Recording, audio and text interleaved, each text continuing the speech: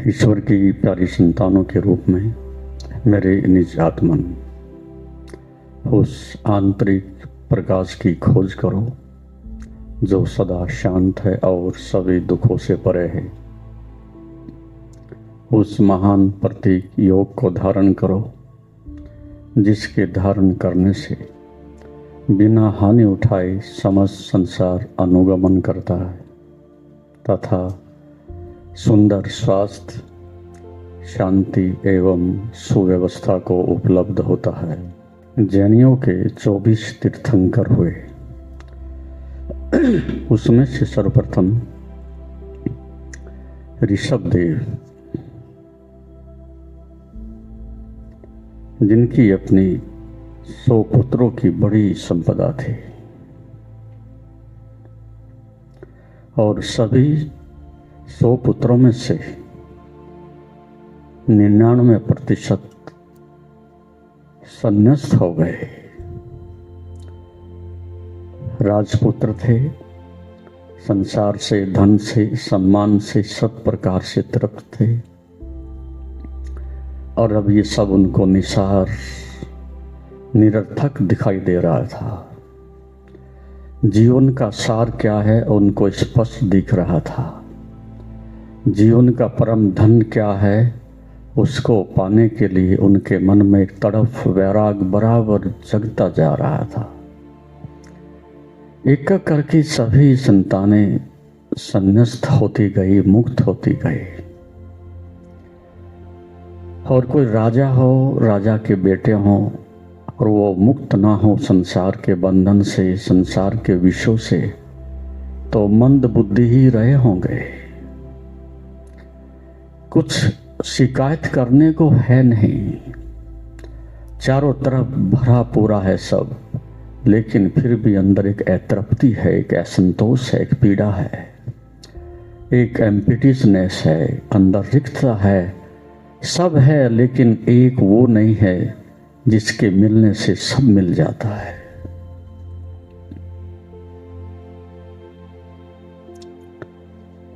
इसलिए बार बार उनके मन में मनन चिंतन होता रहा, वैराग जगता रहा।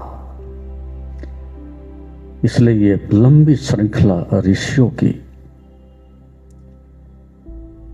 अधिकांश सभी राजाओं की संतानें हुई हैं। इसलिए वैराग होना स्वाभाविक है।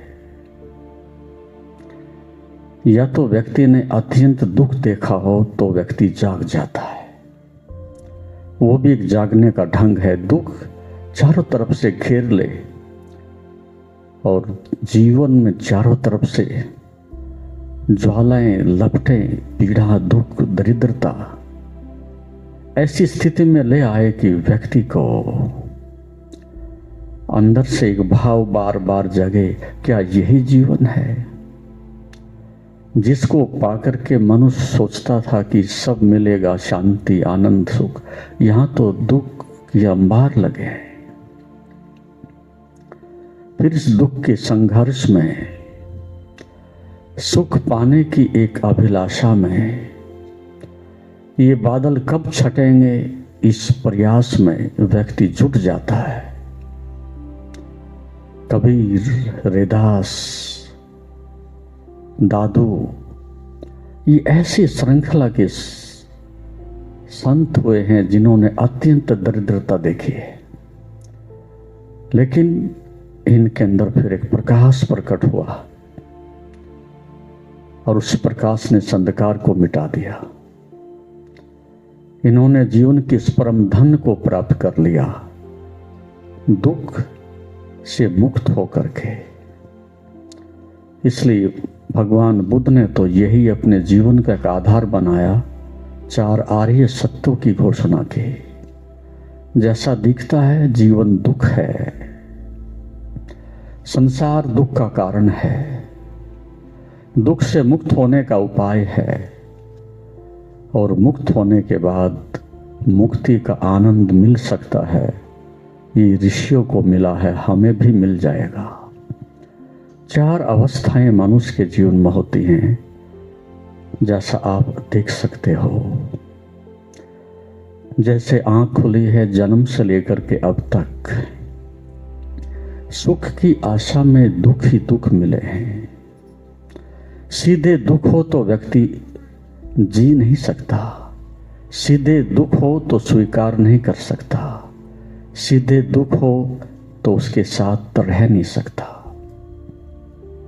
ठीक ऐसे ही है जैसे कि मछली पकड़ने वाले एक छोटे से आटे की गोली बना करके डाल देते हैं, उसके स्वाद में मछली फंस जाती है। ऐसे आदमी सुख के स्वाद में फंसता है और हाथ में उसके दुख आता है। इसलिए संसार में सभी लोग इस बात से आश्चर्यचकित हैं और दुखी भी हैं कि आरंभ तो हम सुख से करते हैं और अंत हमारे हाथ में दुख आता है। सुख के पीछे ही दुख छिपा रहता है, क्योंकि उसके प्रति राग है, उस सुख के पीछे आसक्ति है। मैं सुखी हो जाऊं, ये मोह की आशा ही उसको दुख में ले जाती है। और ध्यान रखना, जो जिससे चिपटता है वो उसी से दुख पाता है, जो जिस पर निर्भर होता है उसी से पीड़ा पाता है। इसलिए आसक्ति मात्र सबसे बड़ी अशुद्धि है और सुख बांधता है। इसलिए आपने धन का सुख, स्त्री का सुख, पद का सुख, सम्मान का सुख सबको बुलाया है, चारों तरफ से आमंत्रित किया है, लेकिन आपने पाया होगा अंत में मनुष्य के हाथ में निराशा आती है। प्रेम घृणा में बदल जाता है, सुख दुख में बदल जाता है, सम्मान अपमान में बदल जाता है, मित्रता शत्रुता में बदल जाती है, तुम्हारी आसक्ति के कारण। ऐसा नहीं कि कोई प्रेम का कोई दोष है, ऐसा नहीं कि धन में कोई पीड़ा है, कोई दुख है कि बंधन है। संसार में कोई नरक नहीं, लेकिन तुम्हारी आसक्ति, ये मोह, ये पकड़ने की, भोगने की लालसा मनुष्य को दुख में ले जाती है। इसलिए ईशावास्यव उपनिषद में बहुत प्यारा सूत्र है, तेन तक तेन भुंजिधा। जिन्होंने भोग की निरर्थकता को जाना, जिन्होंने सुख की क्षणभंगुरता को जाना, वे लोग ही अनुभव को उपलब्ध होते हैं। जो संसार की व्यर्थता को, संसार के भोगों की व्यर्थता को जानते हैं, वे ही त्याग को उपलब्ध होते हैं। और यदि ठीक से क्रोध की, काम की, घृणा की पीड़ा को जान ले, अनुभव कर लें, तो मुक्त हो ही जाओगे। लेकिन आदमी ऐसा मूड है कि जिंदगी में कभी सीखता ही नहीं, तेली के बैल की तरह से गोल गोल वहीं घूमता जाता है। एक इच्छा पूरी नहीं होती, उसकी व्यर्थता को नहीं जानता, दूसरी की फिर कामना करने लगता है। और यही अनंत काल तक उसके साथ जीवन में दुर्भाग्य घटित होता है। क्रोध से मुक्त होने का एक ही सूत्र है, क्रोध की अग्नि में जब जल रहे हों उसे देख लिया जाए, भोग की अग्नि में जब जल रहे हों उसे अनुभव कर लिया जाए, अहंकार की पीड़ा में जब संतप्त हो रहे हों उसके दुष्परिणाम को अच्छी तरह से जान लिया जाए। लेकिन कारण क्या है? कारण सीधा सा ये है, जब आप दुखी होते हैं तो आप ये स्वीकार नहीं करते कि मैं अपनी अज्ञानता से, मूढ़ता से दुखी हुआ। सीधे सीधे आप एक ही बात समझते हैं और आपका अहंकार ये जानता है दूसरों के कारण दुख है। यहां से एक बहुत बड़ी बात समझ लेनी चाहिए, समस्त दुखों का कारण तुम हो, समस्त अपमान का कारण तुम हो, दरिद्रता के कारण तुम हो। जो अपने पर दृष्टि डालता है, अंतर्दृष्टि डालता है और सभी स्वीकार करता है, आज मैं जैसा हूं अपनी अज्ञानता और मूढ़ता, अनुभवहीनता के कारण ऐसा हूं, दूसरे का कोई दोष नहीं, न पत्नी का, न संसार का, न धन का। जिसकी दृष्टि अपने अंधकार पर लौट आती है, जिसकी दृष्टि अपने अज्ञान पर लौट आती है और जो ये साहस का परिचय देता है कि ये सब मेरे कारण से घटित हुआ है, उस व्यक्ति में पहली बार एक बिजली कौन जाएगी, एक अनुभव का प्रकाश प्रकट होगा और इस सर्व स्वीकृति में मनुष्य के अंदर समझ पैदा हो गई। समझ का मतलब है एक बार भूल हो गई, अब दूसरी बार नहीं करेंगे, ये आदमी समझदार है। इसलिए 3 प्रकार के आदमी होते हैं। एक मूढ़ जो बार बार वही गलतियां करता है, बार बार उसी चक्रव्यूह में फिर फंसता है और फिर एक आदत से उसी जीवन को नष्ट करता है। फिर दूसरा एक व्यक्ति होता है बुद्धिमान। बुद्धिमान व्यक्ति में थोड़ी बुद्धि प्रकट होती है, वो उसकी व्यर्थता को समझने लगता है, उसकी मूर्खता को समझने लगता है। उस व्यक्ति में फिर एक विवेक जागने लगता है। और फिर तीसरा व्यक्ति होता है जो प्रज्ञावान है, जो संसार के समस्त द्वंद्वों से, दुखों से मुक्त हो गया है अपने अनुभव के कारण। तो इस प्रकार से मनुष्य इस सुख की आसक्ति में बनता जाता है, सम्मान की आसक्ति में बनता जाता है, और ऐसे ही संसार में दुख और दुख बराबर आते जाते हैं। प्रत्येक सुख दुख में ले जाता है, इसलिए आपको सुख भी छोड़ना पड़ेगा। सुख के का साथ ही दुख आता है। इसके ऊपर एक तीसरी अवस्था होती है जिसको हम कहते हैं आनंद। दुख और सुख दूसरों पर निर्भर हैं, लेकिन आनंद किसी पर निर्भर नहीं, वो तुम्हारा स्वभाव है। और निर्भरता दुख है। सुख भी और दुख भी दोनों से मुक्ति हो जाए तो आनंद की ओर चले जाते हैं। यही परम मुक्ति है। और जो दूसरे पर निर्भर है वो दुखी रहेगा, वो बंधन में बंधेगा। तो अधिकांश क्षत्रिय जितने हुए हैं, सम्राट हुए हैं, उन्हीं के बेटे अधिकांश मुक्त हुए। तो 2 अवस्थाएं, या तो दुख से जाग जाएं तब भी मुक्ति संभव है, या सुख से भी उब जाएं, और सुख भी उबाता है। अधिकांश जो धनाढ़ वर्ग के लोग हैं धीरे धीरे सब प्रकार से उब जाते हैं। धन से, कोठी से, बंगले से, सम्मान से, पैसे से भोग उबा देते हैं। तो धनी आदमी को भोग जब उबा देते हैं तब एक दूसरा रहस्य खुलता है कि उस व्यक्ति में वैराग जग जाता है। यहां निसार है, कुछ भी नहीं मिलता। और ऐसे लोग फिर संन्यास्त हुए हैं। तो उसमें से ऋषभदेव स्वयं ऋषि थे, उसके पुत्र भी ऋषि हो गए।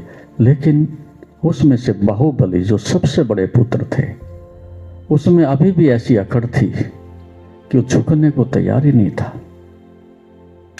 शायद विवेक की कमी थी, अहंकार ज्यादा ही प्रबल था।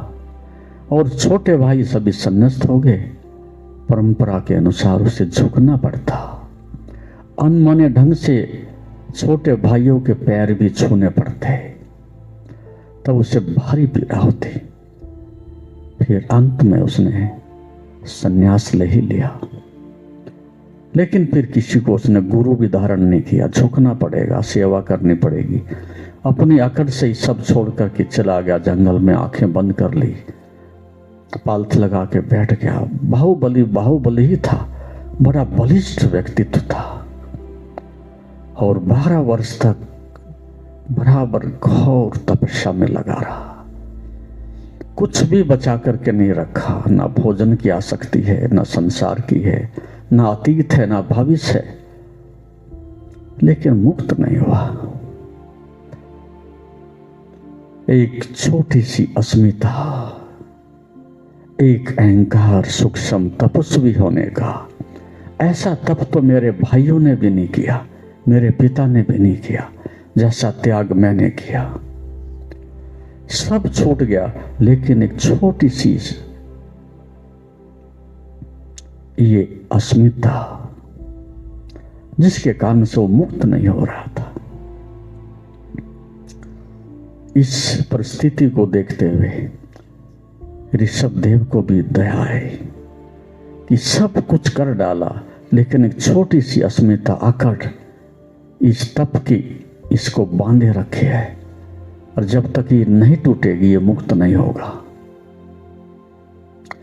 उसने फिर अपनी इकलौती बेटी को राजी किया, वो भी सन्यासी थी, कि जाओ बाहुबली की मदद करो, इस अहंकार की पीड़ा से, दलदल से उसको बाहर निकालो।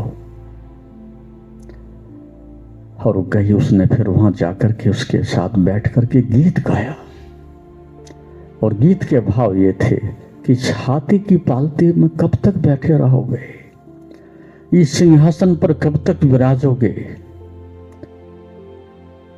तुम नीचे क्यों नहीं उतर आते हो।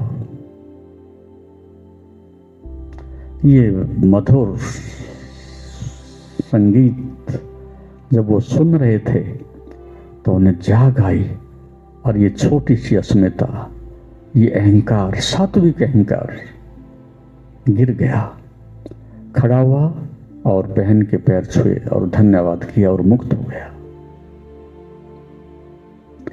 यहां प्रत्येक जन्म इसलिए होता है, प्रत्येक जन्मदिन इसलिए बार बार मुझे फिर अपने होने की, दुख से मुक्त होने की, बंधन से छूटने की याद दिलाए। ये जीवन ही नहीं, इसके साथ साथ मृत्यु भी मुंह बाए खड़ी है। कब तक चलेगा ये सब, खाना पीना, संसार, इच्छाएं, आसक्ति। एक दिन ऐसा आने वाला है ये दीपक बुझ जाएगा। मेरे सामने ऐसा होगा कि एक कण भी मेरे हाथ में नहीं होगा, और मुझे रोते बिलखते निराश होकर के जाना पड़ेगा। हम जीवन का तो आदर करते हैं, लेकिन ये भूल जाते हैं इसके पीछे मौत भी खड़ी है। वो भले ही 80 वर्ष में आए, 100 वर्ष में आए, लेकिन जीवन के साथ साथ वो भी विकसित हो रही है, उसकी छाया भी लंबी होती जाती है। इसलिए तो बूढ़ा आदमी ज्यादा दुखी होने लगता है, लंबी छाया मौत की दिखने लगती है। बचपन गया, जवानी गई, और बुढ़ापा भी जा रहा है। जब जन्मे थे तो रो रहे थे, और बुढ़ापा आ गया तो और अधिक रोना आ रहा है।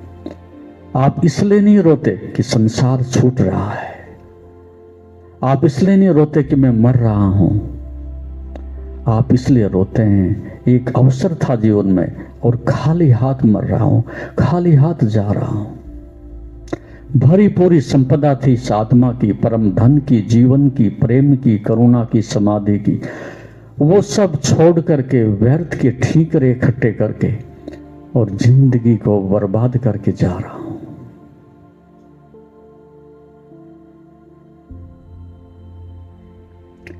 तब रोना आता है। मृत्यु का तो पता ही नहीं, लेकिन इतने दुख इकट्ठे हो गए हैं, अब वो दुख इकट्ठे हो गए हैं और जीवन छूट रहा है, इसकी भारी पीड़ा है। तो जीवन इस बात का उद्देश्य है, जीवन इस बात का संकेत है कि स्मरण धर्मा से, अशांति और द्वंद्व से, बंधन से मुक्त हो। वो तभी संभव है जब आपके जीवन में एक वैराग्य की, ध्यान की, धर्म की सुगंध उठे। आप धर्म के योग की शरण जाएं, जहां आपके दुखों का निवारण होता है। ध्यान का अर्थ है जो भी अशुद्ध है उसे हटा दिया जाएगा।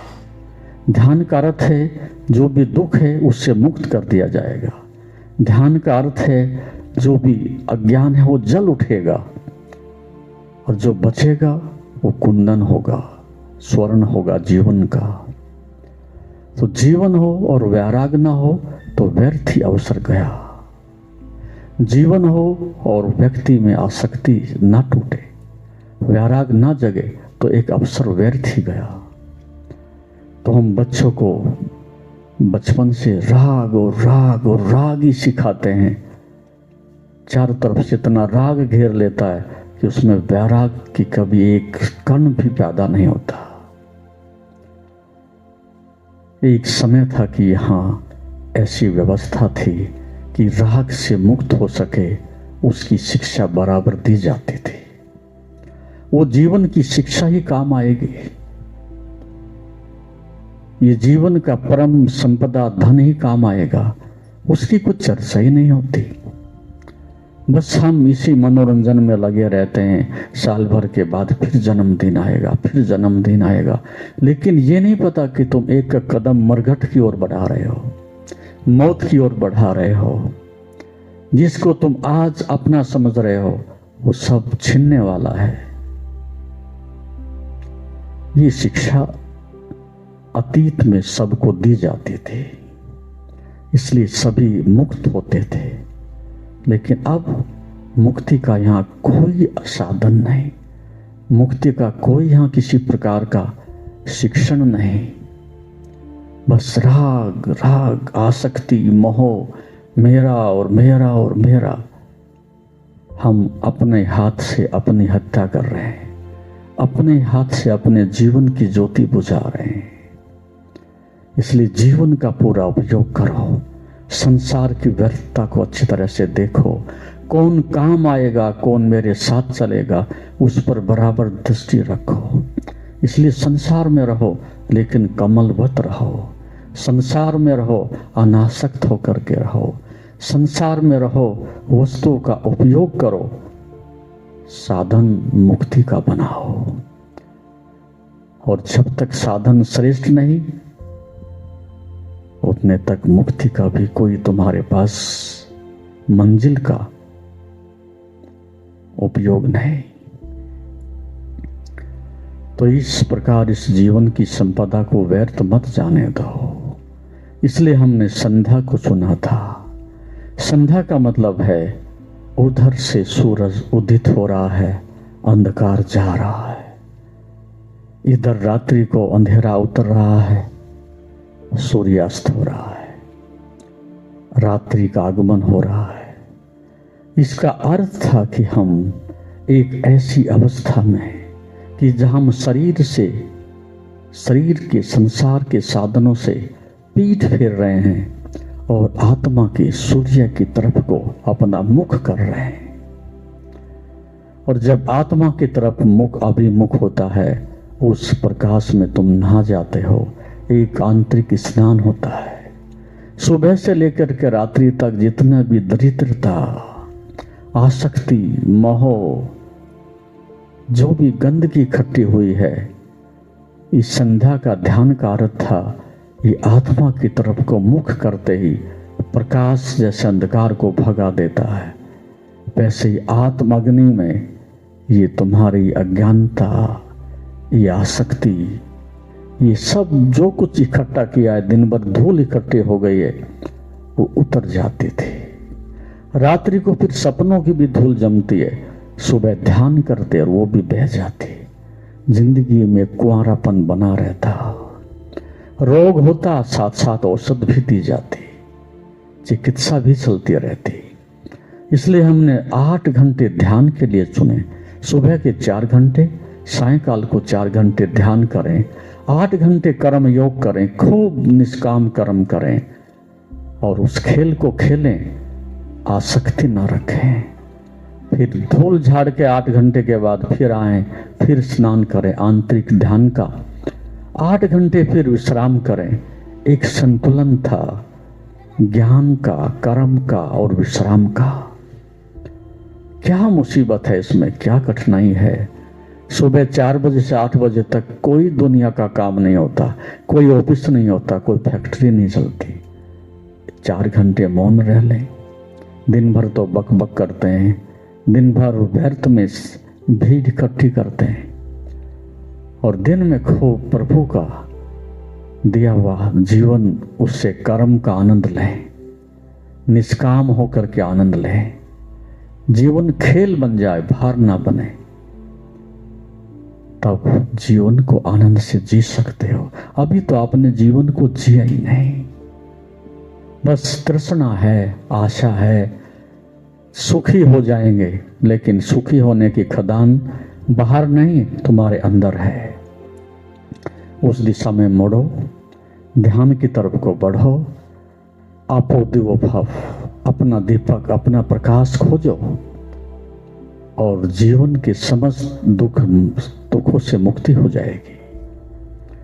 यही जन्मदिन का रहस्य है कि बार बार तुम्हें याद दिलाया जाए कि जीवन का आनंद कहाँ है, उसका मूल स्रोत ढूंढो। मृत्यु के पहले ही तुम मुक्त हो जाओ, इसका साधन बनाओ, तब जीवन उत्सव है। ये जीवन दुख नहीं है और संसार दुख नहीं है। तुम्हारे जीने का ढंग दुख ले आता है, तुम्हारा अंधकार तुम्हें दुख में ले जाता है। तुम प्रकाश की खोज करो, आत्म प्रकाश की खोज करो और आनंद से संसार में रहो। तुम फिर झोपड़े में रह करके भी नाच सकते हो, उत्सव मना सकते हो। कल की चिंता में आज की हंसी भी गंवा रहे हो। अतीत के बोझ के नीचे आज के जीवन को भी नष्ट कर रहे हो। नहीं, जीवन परम आनंद है। कण कण करके दुनिया जोड़ी, कितनी भुक्कड़ चाहने गौड़ी, सबके प्रति मन में कमजोरी। अंगड़ खंगड़ मोह सभी से, क्या बांधो क्या छोड़ो रे, मन की आंखें मोड़ो रे। मन की आंख जब वैराग से भर जाती है, अंगड़ खंगड़ सब छूट जाते हैं। जो बचता है वो हीरे जवाहरात बचते हैं, वो तुम बचते हो और दुख मिटता है। यही जीवन का उत्सव मनाने का, आनंदित होने का मार्ग है। हरिओम तत्सत।